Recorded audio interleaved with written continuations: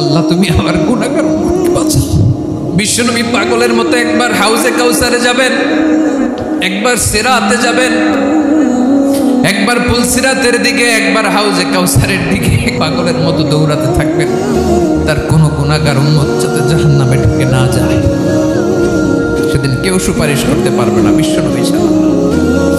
কিয়ামতের ময়দানে ওই বিভীষিকাময় সময়ে মুসিবতের কালে মানুষগুলো পাগল হয়ে বিশ্বনবীকে খুঁজতে আরম্ভ করবে। সবাই মিলে বিশ্বনবীর কাছে যেয়ে বলবে, ইয়া রাহমাতাল লিল আলামিন, ইয়া খাতামুন নবীন, রাহমাতাল লিল আলামিন। দেখেন আমাদের কি অবস্থা, কি কঠিন বিপদে আমরা আছি, দাঁড়াতে পারি না, সূর্যের আলোতে ঘেমে হয়রান। আজকে কেউ সুপারিশ করতে পারবে না। সব নবীরা অপারগতা স্বীকার করেছে, তারা বলেছে আপনি ছাড়া কেউ নাকি আল্লাহর সামনে দাঁড়াতে পারবেন না, আপনি একটু সুপারিশ করেন। বিশ্বনবী বলবেন, আসো আসো, আজকের দিনে আমি ছাড়া আল্লাহর সামনে কেউ দাঁড়াতে পারবে না।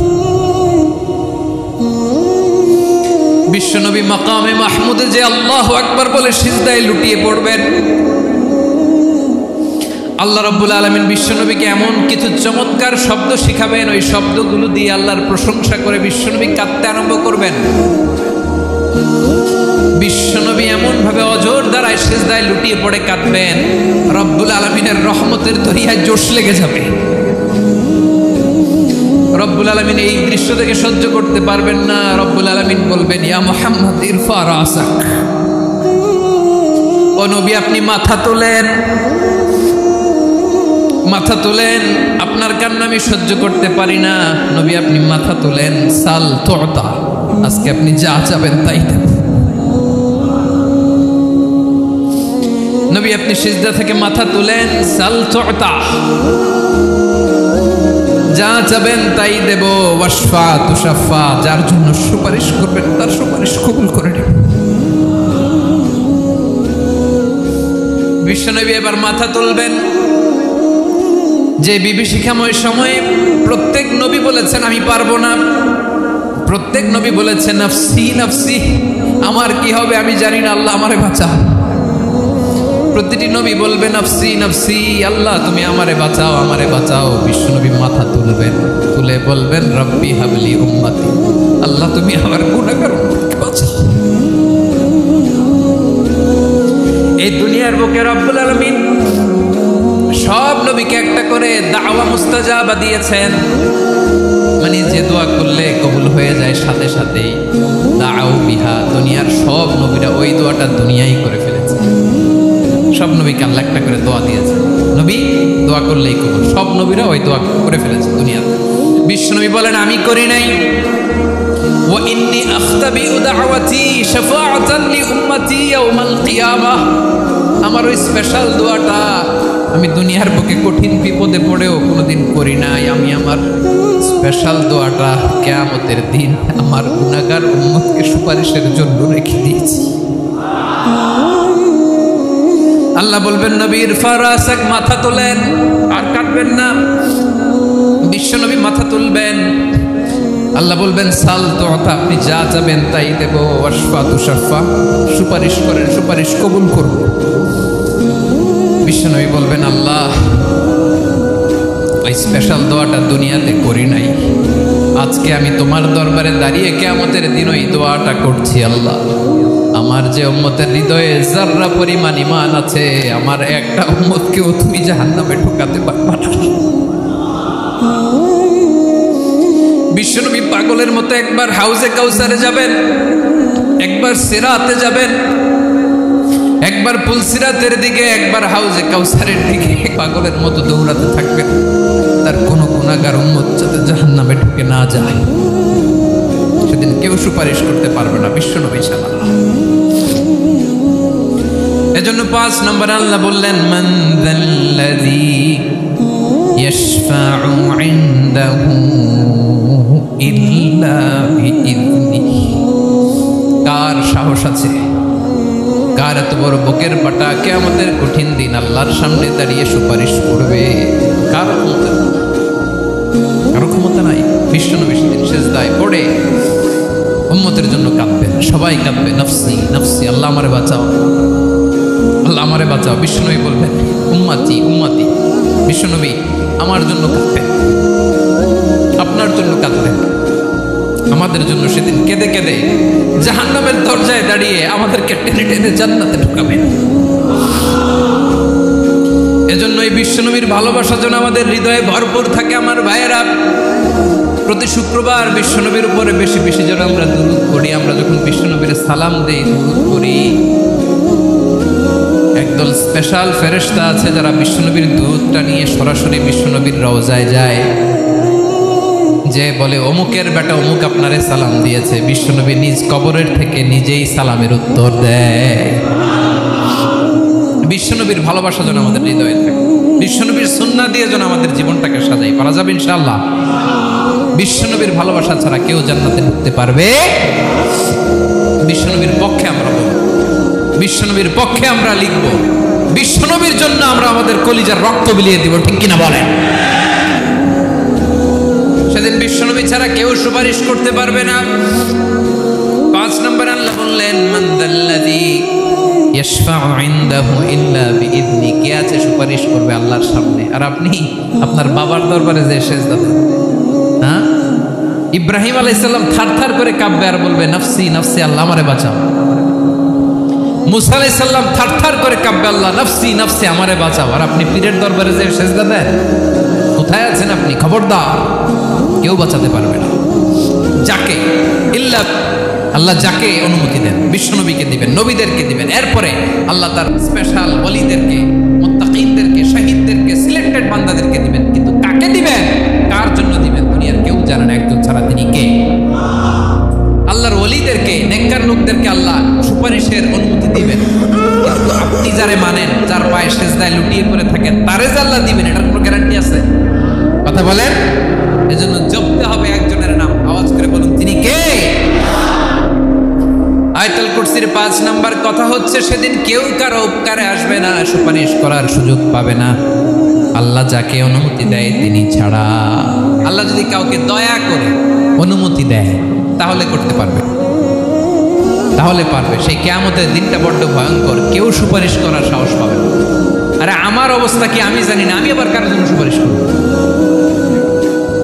কথা বুঝেন নাই? আমার কি হবে আমি জানি, তা আমি আরেকজনকে নিয়ে টেনশন করার সুযোগ কোথায়? ইয়া নাফসি ইয়া নাফসি, আল্লাহ আমারে বাঁচাও, আমারে বাঁচাও, আমারে বাঁচাও। কাঁদতে কাঁদতে মানুষ হয়রান হয়ে যাবে, এ নাকি আবার আরেকজনের বাঁচাও। বিশ্বনবী বলেন, বিশ্বনবী একবার ছাগলের রান খাচ্ছিলেন। রান খেতে খেতে বিশ্বনবী বলেন আনা সাইয়্যিদুন নাসি ইয়াউমাল কিয়ামা, আমি কিয়ামতের দিন সর্বশ্রেষ্ঠ হব, মানুষের মধ্যে সর্বশ্রেষ্ঠ সেরা আমি বিশ্বনবী। আলহামদুলিল্লাহ।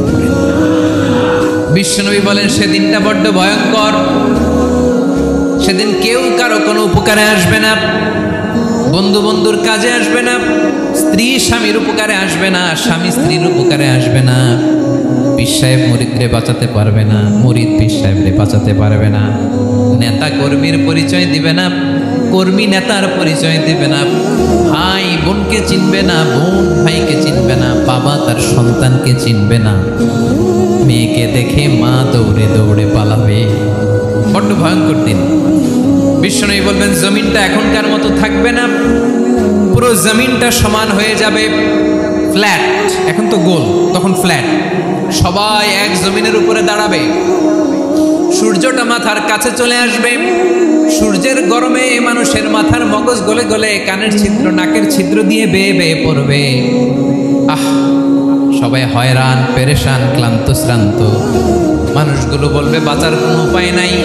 50,000 বছর মানুষ এরকম দৌড়াবে, চিৎকার করবে, কাঁদবে, বাঁচার কোনো উপায় নাই। সবাই বলবে আহ, আল্লাহ যদি বিচারটা শুরু করতো, যা হবার হবে, আগে বিচার শুরু করতো। বিচারই শুরু হয় না, বিচার শুরু হইতেই 50,000 বছর।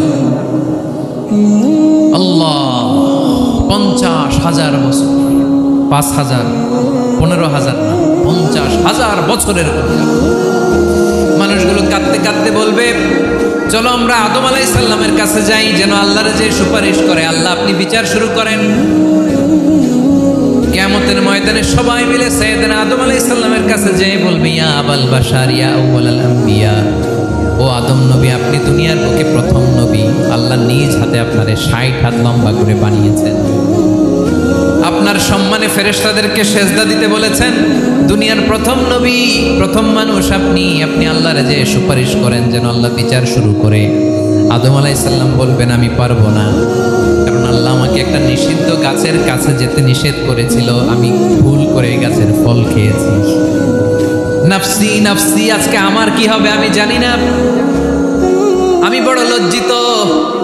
আমারে যদি আল্লাহ জিজ্ঞেস করে কেন খাইছিলাম, আমার কোনো উত্তর নাই। তোমারে বাঁচামো কেমনে আমি? নবীরা থার থার করে কাঁপবে সেদিন। আদম আলাইহিস সালাম বলবেন আমি পারবো না, মাফ করো আমাকে, আমি পারবো না।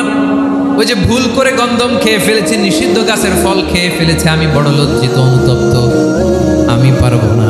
আজকে আল্লাহ এত রাগান্বিত হয়েছে, আগে কখনো আল্লাহ এত রাগান্বিত হয় নাই, ভবিষ্যতে আল্লাহ কখনো এত রাগান্বিত হবে না। আমি পারবো না। এক কাজ করো, তোমরা নূহ আলাইহিস সালামের কাছে যাও। কোন নবী? লোকেরা এবার পাগলের মতো দৌড়াতে দৌড়াতে আল্লাহর নবী নূহ আলাইহিস সালামের কাছে যেয়ে বলবে, ইয়া নবী আল্লাহ নূহ, আনতা আউয়ালুর রুসুলি ফিল আরদ, আপনি জমিনে প্রথম রাসূল। আদম আলাইহিস সালাম নবী ছিলেন, রাসূল ছিলেন না। এই দুনিয়ার বুকে প্রথম রাসূল ছিলেন আল্লাহর নবী নূহ আলাইহিস সালাম। সবাই বলবে ও নবী আল্লাহ নূহ, রাসূল আল্লাহ নূহ, আল্লাহ আপনাকে আবদান শাকুরা, শুকরগুজার বান্দা বলে কোরআনে বলেছে। কোরআনে নূহ আলাইহিস সালামের নামেও সূরা আছে না নাই? আপনি আল্লাহর প্রিয় বান্দা, প্রিয় রাসূল। দেখেন আমাদের কি দশা, ঘামতে ঘামতে শেষ। জমিনটা তামার জমিন, সূর্যটা মাথার কাছে, কি করবো আর পারি না। ঘামতে ঘামতে আর কত ঘামবো, কত দাঁড়িয়ে থাকবো। আল্লাহরে যে বলেন বিচার যেন শুরু করে। নূহ আলাইহিস সালাম বলবেন আমিও পারবো না, আমিও পারবো না। আমি আমার ছেলের জন্য এক কথা বলে ভুল করে ফেলছি। যখন মহাপ্লাবন হবে আমি বললাম আল্লাহ আমার কলিজার টুকরা সন্তান রে বাঁচান। আল্লাহ বললেন ও নূহ, সে তোমার সন্তান না, কারণ সে ঈমান আনে নাই, সে পাহাড়ের উপর দাঁড়িয়েছে, দেখি কেমনে সে বাঁচে।